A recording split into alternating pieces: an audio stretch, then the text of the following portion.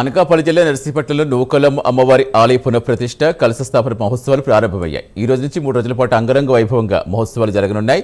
AP assembly speaker చింతకాయల అయ్యన్న పాత్రుడి పర్యవేక్షణ సహకారంతో ఉత్సవాలు కొనసాగుతున్నాయి. ఉత్సవాల్లో భాగంగా మొదటి రోజు యాగశాల ప్రవేశం, విఘ్నేశ్వర పూజ, పుణ్యహవచనం, అఖండ దీపారాధన కార్యక్రమాలు నిర్వహించారు. ఈ కార్యక్రమంలో స్పీకర్ అయ్యన్న కుటుంబ సభ్యులు పాల్గొన్నారు. నర్సీపట్నం ప్రజలందరూ నిలవెల్లిపోయిన నూకలమ్మ వారి ఆలయ నిర్మాణం 6 ఏళ్ల క్రితమే ప్రారంభించామని అయ్యన్న పాత్రుడు తెలిపారు. అప్పట్లో తాను 10 లక్షల రూపాయలు డిపాజిట్ చేయగా ప్రభుత్వం 40 లక్షలు మంజూరు చేస్తుందని, మొత్తం 50 లక్షలతో పనులు మొదలుపెట్టామని తెలిపారు. అయితే గత ప్రభుత్వం ఆలయ నిర్మాణం అశాస్త్రీయంగా ఇష్టానుసారంగా సగం పనులు చేసి వదిలేస్తుందని విమర్శించారు. అమ్మవారి సొమ్ము తిన్నవారు బాగుపడరని మండిపడ్డారు. తెలుసు, నర్సీపట్నానికి అమ్మవారు గుడి కాదు, పూర్వం నుంచి పెద్దలు కూడా నిర్మాణం చేసిన గుడిది. తర్వాత మనం వచ్చిన తర్వాత పెద్దలు పోయిన తర్వాత మనం టేకప్ చేసాం. తర్వాత ఆ గుడిని కట్టాలని చెప్పి 5 సంవత్సరాల క్రితమే నిర్ణయించుకున్నాను.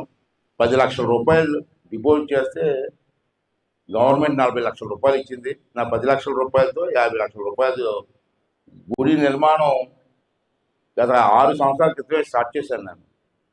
తర్వాత మన ప్రభుత్వం పోవడం, మరి కొంతమంది వచ్చారు, మీకు తెలుసు, ఆ పేరు కూడా నేను వచ్చేసి నాకు ఈ పుణ్యస్థలం వచ్చేసి నాకు ఇష్టం లేదు.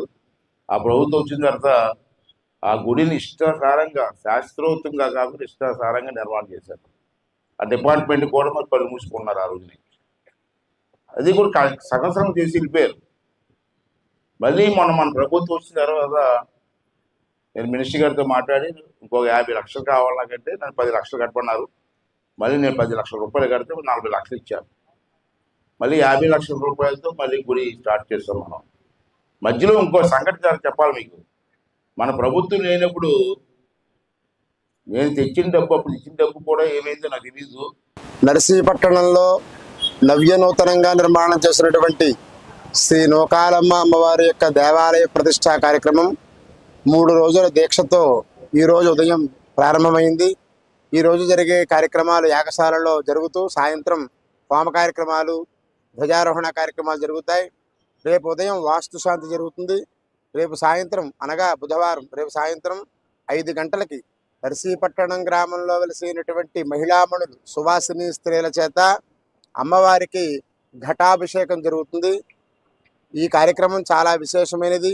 ప్రతి గృహము అష్టైశ్వర్యాలతో ప్రకాశించాలని కోరుతూ, గ్రామాన్ని సంరక్షించే దేవత గ్రామదేవత కనుక అటువంటి గ్రామదేవతకి మన చేత్తో పసుపు కుంకుమ నీళ్లు పోస్తే ఆ గృహం అంతా కూడా ఆయురారోగ్యశ్వర్యాలతో ఉంటుంది.